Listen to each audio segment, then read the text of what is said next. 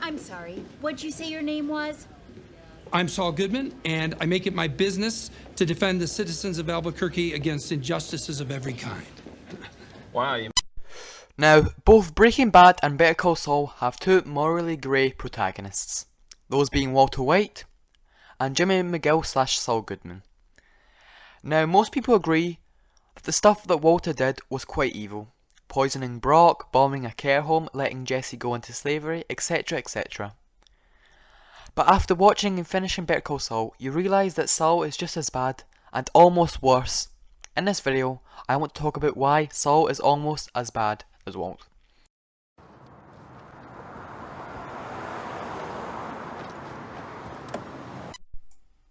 Well, first, let's start with Better Call Saul. Saul immediately is shown as untrustworthy and scheming, like when he creates his own law advertisement, clearly mocking HHM and Howard Hamlin, as well as in the same scene hiring a film crew for an advert, which would capture Jimmy saving a fallen worker, someone who Jimmy had hired, just so he looked better. Falling dramatically over a drumstick, and telling Joey to keep the camera rolling, therefore blackmailing the music store owners to pay full price for the commercials. And probably Jimmy's most heinous one, changing the address of the Mesa Verde to get back at Chuck. Now, Jimmy and Chuck's relationship is a weird one. As you can tell, Jimmy cared for Chuck, while Chuck was jealous, as their dying mothers wished for Jimmy to be by her side, instead of Chuck, which started Chuck's complete hatred for Jimmy.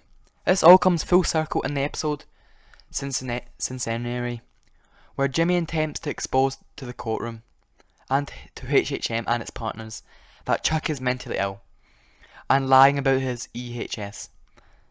Jimmy comes up with a plan where he hires Hugh to sneak a battery into Chuck's pocket without Chuck noticing, and then goes on to expose him to the court, where we probably get the most honest statement about Jimmy via Chuck's breakdown. You don't have to go. You think this is something? You think this is bad? This chicanery? He's done worse. That's billboard. Are you telling me that a man just happens to fall like that? No, he orchestrated it. Jimmy. He defecated through a sunroof. And I saved him. And I shouldn't have. I took him into my own firm. What was I thinking? He'll never change. He'll never change. Ever since he was 9, always the same. Couldn't keep his hands out of the cash drawer. But not our Jimmy. Couldn't be precious Jimmy. Stealing them blind. And he gets to be a lawyer? What a sick joke. I should have stopped him when I had the chance. And you have to stop him. The words "he'll never change" stay true to the story until the last episode, where Jimmy finally does change and does the right thing. Now, after this point, Chuck completely loses it and eventually kills himself, which was entirely caused by Jimmy. Now, Jimmy was probably always going to turn out like this, as earlier in the show we get the wolves and sheep scene, where a guy comes in to con Jimmy's dad, just for a few bucks. But when the less naive Jimmy is noticed by the con artist, he says this. Wolves and sheep in this world, kid. Wolves and sheep. Figure out which one you're gonna be.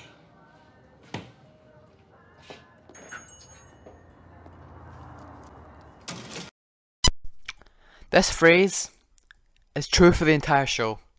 Jimmy decides to be a wolf, Chuck decides to be a sheep, which would lead to Jimmy's downfall, as throughout each season, as Jimmy becomes more corrupt and turns into Saul, the title sequence corrupts, until the last episode where it completely stops working and turns blue.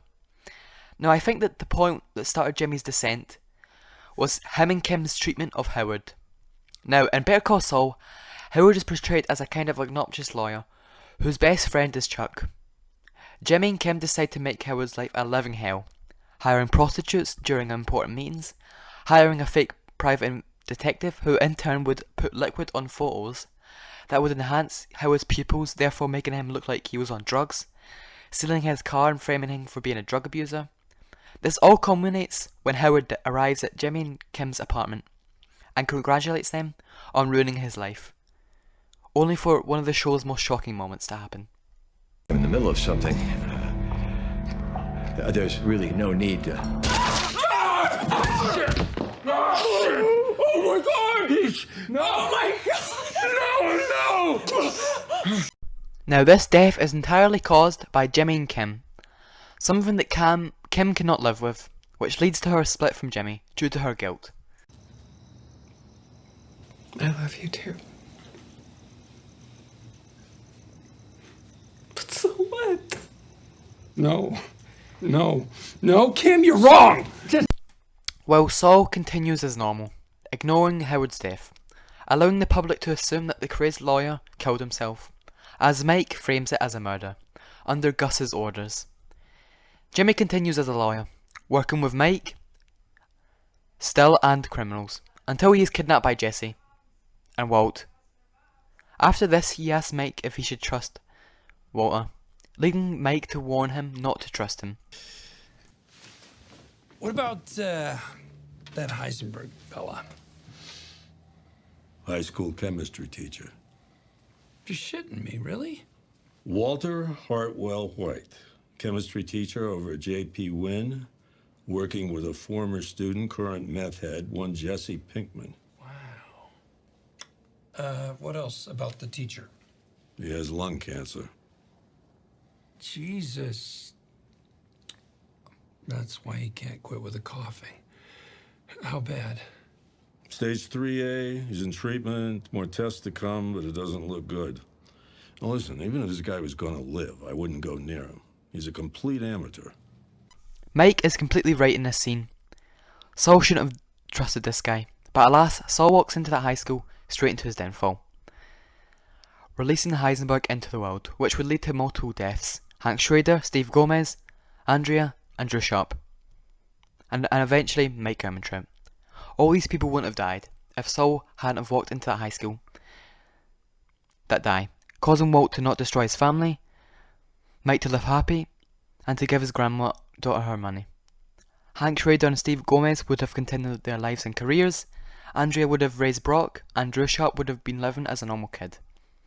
But this of course didn't happen, due to Saul meeting with Walt, and his need for money, something that Mike would question on him. That's it, buddy.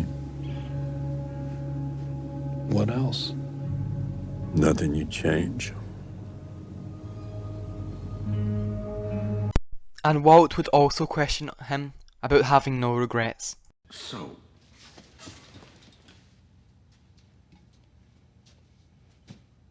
you were always like this?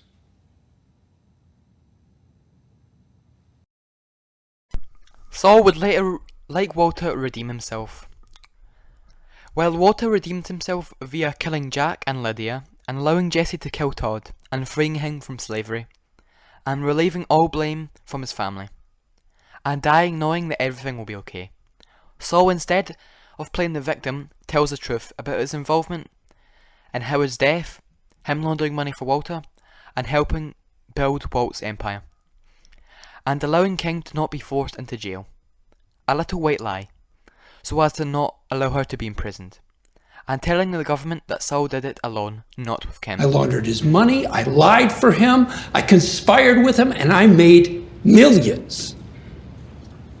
If he hadn't walked into my office that day, Walter White would have been dead or behind bars within a month. And Agent Schrader... And allowed himself to get an 86-year sentence, allowing the rest of his life in prison for those he wronged, never being allowed back into society. Saul in prison, Kim free to live how she wants. Saul might just be the most important character in the Breaking Bad universe. He essentially allowed all these characters to meet, and was vital in Walt's drug operation, allowing Walter become the monster he became, destroying countless lives. Not directly, but indirectly. Now I think the one thing that saves Saul is he didn't kill anybody, unlike Walt, but he did get people killed, which is why they are comparable. So, in conclusion, Saul is almost, if not exactly as bad as Walter. He really is greed personified.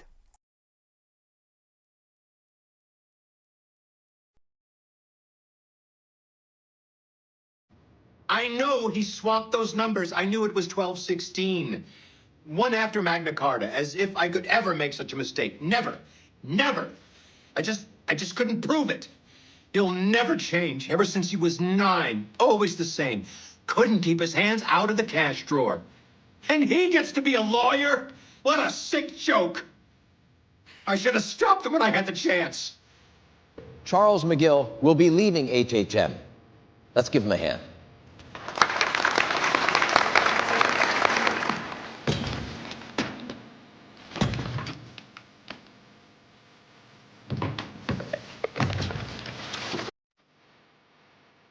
Howard would have to have done something unforgivable.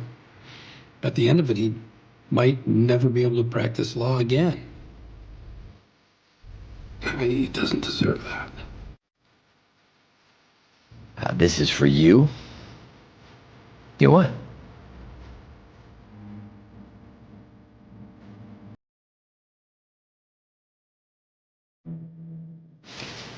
What about that Heisenberg fella? Well, listen, even if this guy was gonna live, I wouldn't go near him. I got a feeling about this. This Heisenberg guy's got something. It's top of the line product. Let it go. You're onto something special, and I would like to be a small and silent part of it. Give up on trying to do it all yourself. I know a guy who knows a guy.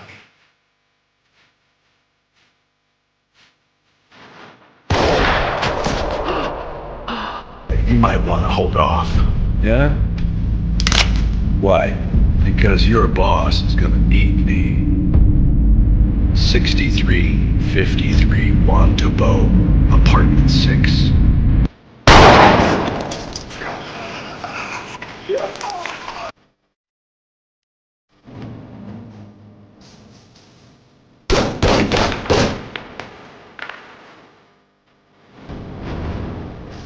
Let me die in peace.